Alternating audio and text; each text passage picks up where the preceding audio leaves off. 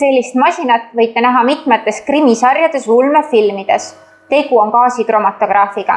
Gaasikromatograafia on kiire ja võimas meetod lenduvate ainete eraldamiseks ja määramiseks segudest. Gaasikromatograafiat saab rakendada juba väga madalate ainesisalduste korral. Lisaks sellistele suurtele masinatele on olemas ka väikesed, kaasas kantavad gaasikromatograafid, millega võib aineid eraldada laboris või looduses.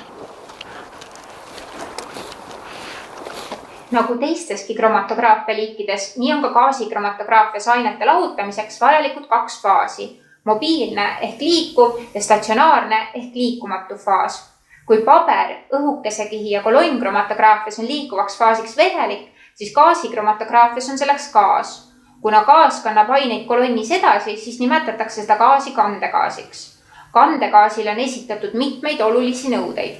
Esiteks peab see olema inertne. Kandegaas ei tohi reageerida proovis olevate ainetega statsionaarse faasiga. Peamiselt kasutatakse kandegaasina lämmastikku, heeliumi või vesinikku.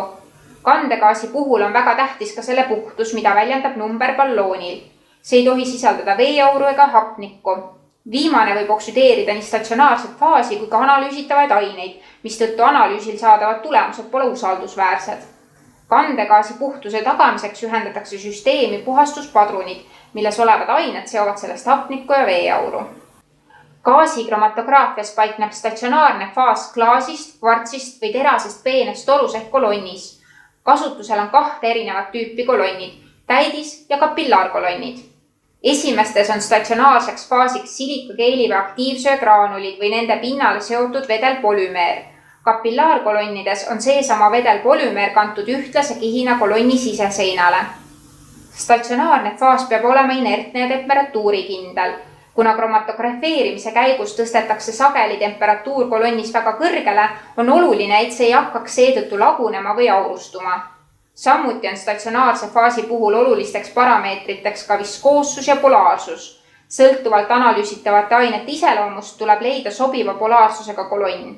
Peamiselt on kasutusel 2 grupist aineid, polüsiloksaanid mittepolaarsetes ja polüetüleenglükoolid polaarsetes kolonnides. Antud masinale on korraga ühendatud 2 kolonni. Üks kolonnidest on polaarne ja teine mittepolaarne.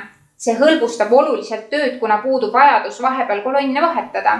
Sõltuvalt proovist saab lihtsalt otsustada, kumma kolonniga tuleks lahutamisprotsess läbi viia. Praegusel ajal kasutatakse peamiselt kapillaarkolonne. Need on väiksema läbimõõduga, kuid pikemad kui täidiskolonnid. Kõige tavalisem kapillaarkolonni pikkus on 30 meetrit. Kapillaarkolonnidel on hea lahutusvõime ning statsionaarne faas püsib neis paremini. Samas ei tohi kapillaarkolonni sisestada väga suuri proovikoguseid. Lisaks on kapillaarkolonnid äärmiselt tundlikud veele. Kuid kuidas siis ikkagi proovis olevad ained teineteisest lahutatakse?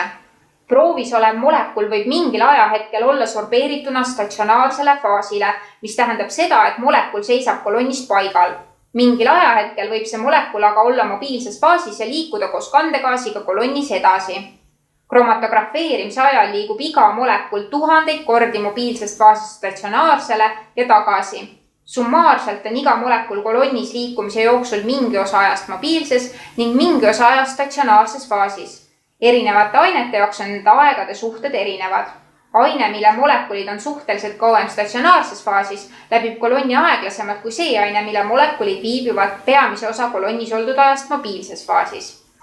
Gaasikromatograafias on aine kolonnis viibimise aeg ehk retensiooni aeg seotud eelkõige aine keemistemperatuuriga. Madala keemistemperatuuriga ehk hästi lenduvad ained liiguvad kolonnis kiiresti, kõrge keemistemperatuuriga ained aga aeglaselt. Kui kromatografeerimisel kasutatakse polaarset statsionaarset faasi, on väga oluline lisaks keemistemperatuurile ka aine polaarsus. Polaarsed ained seostuvad hästi polaarse kolonniga, mistõttu on nende retensiooni ajad pikemad. Gaasikromatograafia proovid peavad olema lenduvad, mistõttu ei saa kahjuks kõiki segusid selle meetodiga komponentideks lahutada. Mida suurem ja polaarsem on molekul, seda väiksem on selle lenduvus. Lisaks sellele on oluline, et proovis sisalduvad ained oleksid termiliselt püsivad. Mõnikord viiakse proov analüüsiks sobivale kujule sellesse keemilise reaktsiooniga rühmi lisades, mis vähendavad näiteks aine polaarsust või suurendavad selle lenduvust. Gaasikromatograafias sisestatakse proov masinasse injektori ehk aurusti kaudu. Proov süstitakse masinasse kasutades mikrosüstlaid. Süstimiseks on mitmeid tehnikaid, mille hulgas tuleb lähtuvalt proovist valida sobiv. Kuigi proovi suurus on vaid mõni mikroliiter, juhitakse sageli ka sellest veel suurem osa kolonnist mööda. Praegusel ajal on gaasikromatograafid varustatud tihti robotiga, mis süstivad proovid masinas sise. Tänu sellele on saavutatav parem korratavus. Injektoris aurustatud proov liigub kolonni, mis paikneb ahjus. Ahju temperatuuri saab analüüsi teostaja ise määrata.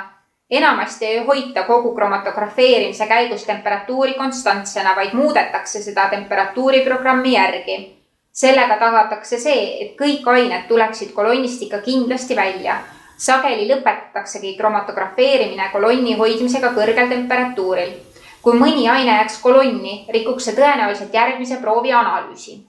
Kolonnist tulevaid aineid peab kuidagi saama ka määrata. Selleks kasutatakse detektoreid. Antud masinal on võimalik kasutada 2 erinevat tüüpi detektorit. Leekionisatsioonidetektorit ja massspektromeetrilist detektorit. Mõlemad detektorid on gaasikromatograafia rakendustes väga levinud. Leekionisatsioonidetektorit saab kasutada ainult põlevate orgaaniliste ühendite määramiseks. Kolonnist väljunud üksteisest lahutunud ained juhitakse kandegaasiga detektorisse, kus need põletatakse vesinikuleegis. Selle käigus moodustuvad ioonid, mis mõjutavad detektori elektrijuhtivust, mida on võimalik registreerida. Saadakse kromatogramm. Igale lahutunud ainele vastab kromatogrammil maksimum ehk piik. Õnnestunud kromatografeerimise puhul on kõikide analüütide piigid üksteisest lahus. Sageli see kahjuks aga ei õnnestu.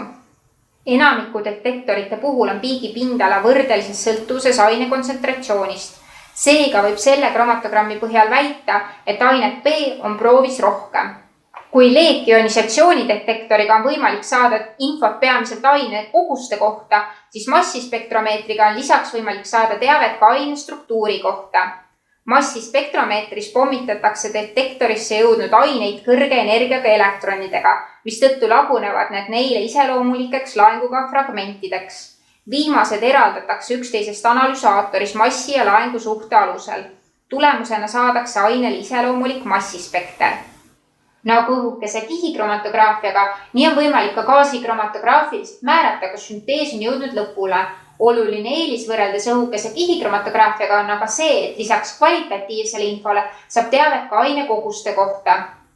Gaasikromatograafiaga saab tuvastada keeruliste mitmeid komponente sisaldavate proovide koostist.